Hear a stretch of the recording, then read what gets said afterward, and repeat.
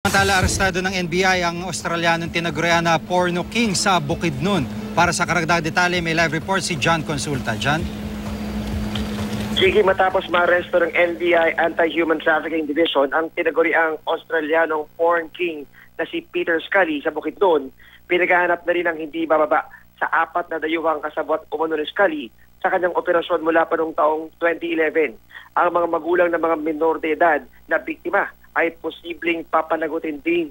May mga nakuhang ebidensya, Jiggy, ng ginagawang pag-torture ni Scully sa kanyang mga biktima o yung tinawag nga na systematic torture daw. Ang pinakabata, ang nakakalungkot dito, Jiggy, no? isa't kalahating taong gulang lang na pinatuluan ng kandila sa maselang bahagi ng katawan, minolestya, sinakal ng ilang ulit at pinaghahampas ng sinturon habang nakabiti ng patiwarik. Habang patuloy na pinapalakas ang kaso laban kay Scully, ay nakikipag-ugnayan na ang NBI sa kanilang mga counterparts para mahuli ang mga kasabwat nito sa ibang bansa. Yan muna rin mula sa NBI. Balik sa iyo, Sige. Pero John, may impormasyon ba yung NBI kaugnay ng mga kaanak, halimbawa, ng mga biktima, halimbawa itong binabanggit mo, na yung 1-year-old na bata, ito ba ay voluntary binigay nung kanyang mga magulang o kinidnap nitong Australiano ito? Ano yung impormasyon na hawak ng NBI? Sige, sa ngayon ay sa 10 identified na naging biktima nitong si Scully ay 8 na yung nakakausap ng NBI Anti-Human Trafficking Division.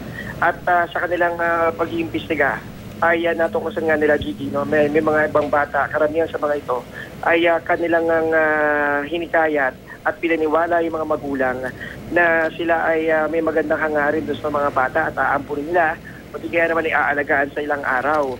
Pero sinasabi, Gigi, na meron ding silang nais kumpirmahin kung may mga magulang na sadya talagang ibinigay yung kanilang mga anak para pagkakitaan. At ito ngayon, yung pakay ng NBI na salain itong mga impormasyong kanilang mga nakukuha at parusahan itong mga magulang na mga patunayang merong pagiging kasabwat itong si Scully sa kanyang operasyon ng pagtotorture sa mga batang ito.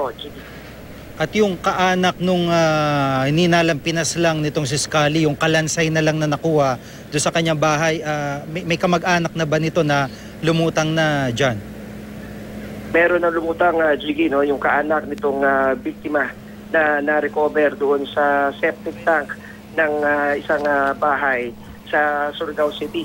Ang malungkot dito, Jiggy, ay ilang buwan ngang nakasama itong si Scully, itong kanyang living partner, itong bata. At sa lumalabas, Jiggy, sa investigasyon ng NBI, nung sila'y aalis na ng lokasyon, itong bata ay pinainom nila ng isang intoxicating drink. At nung nahilo na, ito'y kanilang sinakal habang binibidyohan pa. At nang mapatay na, ito'y kanilang inilibing doon sa septic tank. At tapos yung labis-labis na GD, yung pegati, itong mga kaanak, dahil bigla na nga lamang nawala at hindi nila nakita itong bata. At naglako na rin na parang bula itong group ni Scully na huling kasama nung batang ito. Kaya't kahit paano daw ay naibsa naman itong sama ng loob ng mga magulang yung kanilang pagluluksa dahil sa wakas ay nabigyan na ng closure kung ano ang nangyari sa kanilang kaanak na 11 taong gulang. Maraming salamat, John Consulta.